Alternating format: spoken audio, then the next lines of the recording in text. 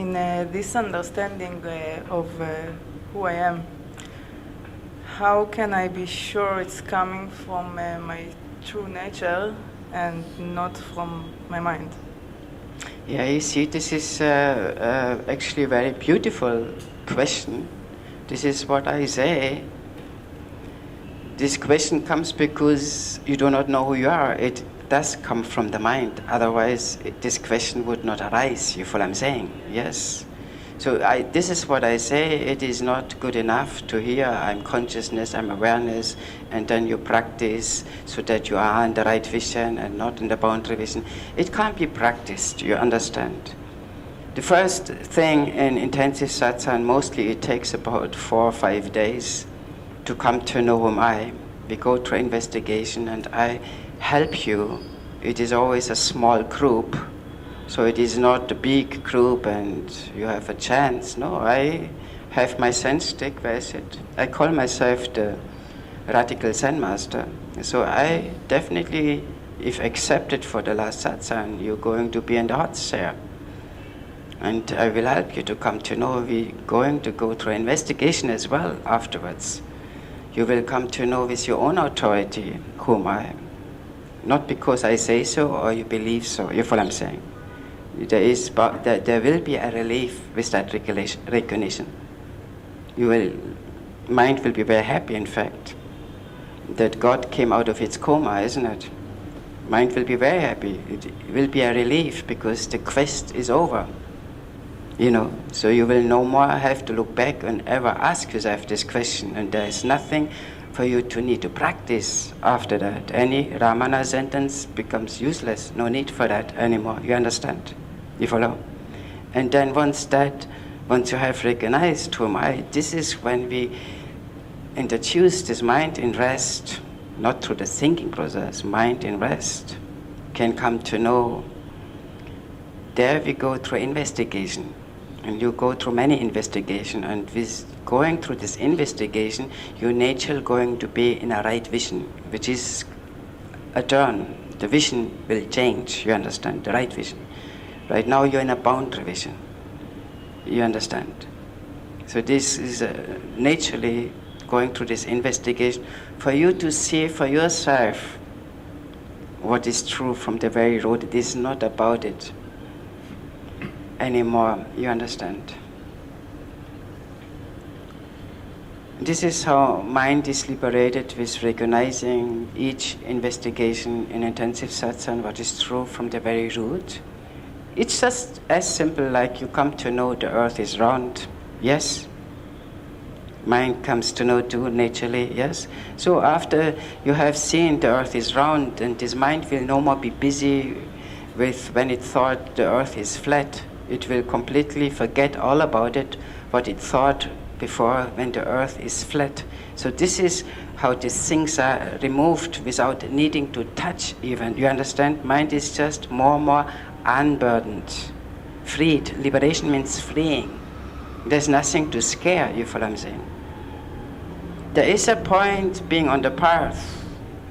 Many times you hear mind is your enemy, mind is ego, is your enemy, doesn't want you to be enlightened or liberated. I don't know, it's just your enemy. This is what we think,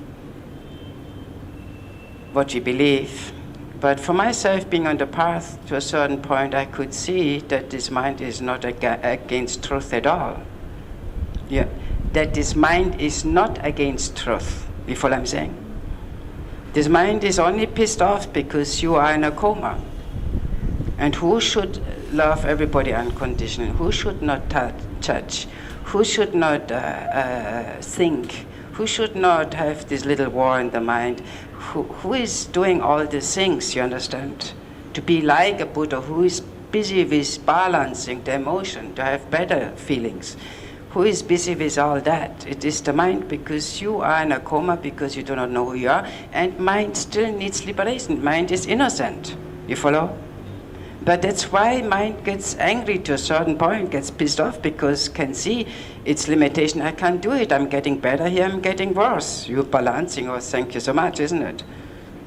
Every day you're balancing. Busy, busy, busy. And mind is sooner or later really pissed off. Every day it is pissed off because it should feel better. I should feel better what to do, and I'm pissed off. I'm doing mistakes, I'm pissed off. So mind is suffering. But to a certain point, who is longing for liberation? It is this beloved son's mind. Who needs it? It is the mind. What is cruel on that planet? It is this non-liberated mind. Your nature is goodness itself. There is nothing cruel about you. There's nothing schizophrenic about you. You're pure intelligent source. It's your nature, but it's covered with this non-liberated mind who creates these feelings, but it is innocent. To a certain point, this mind longs for liberation. And if this mind is not liberated, this is responsible for all this nonsense what is going on that planet, because of where this violence is, you understand? It is this non-liberated mind who is in a misunderstanding.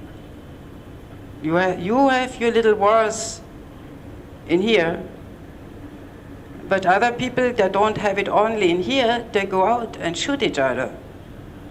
You follow what I'm saying? This is only what is going on in there.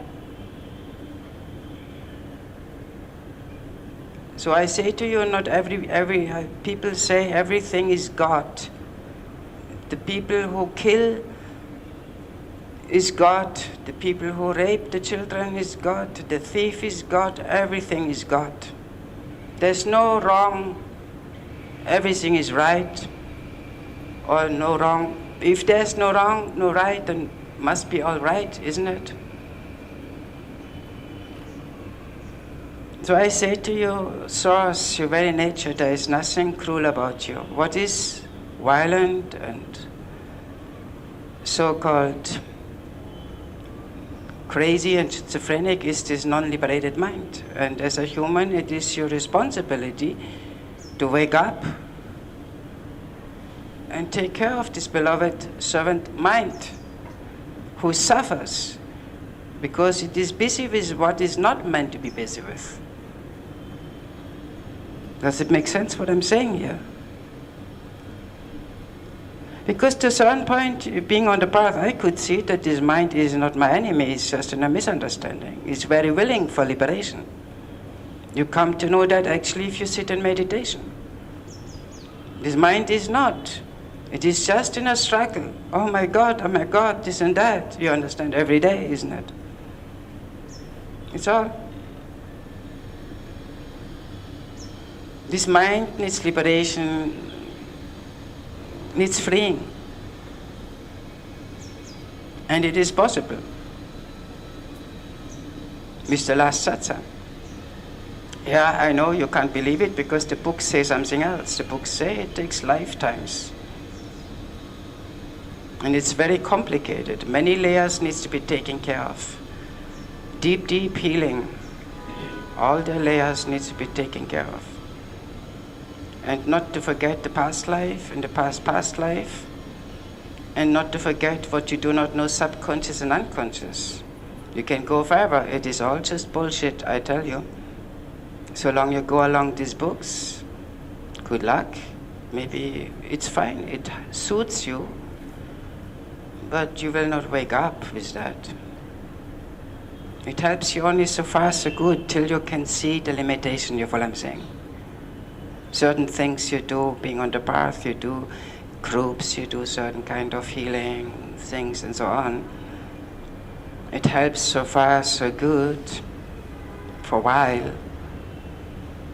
But there's a point when you can see its limitation. Liberation is not really happening. It is coming back, it repeats itself and go on and back and whatsoever.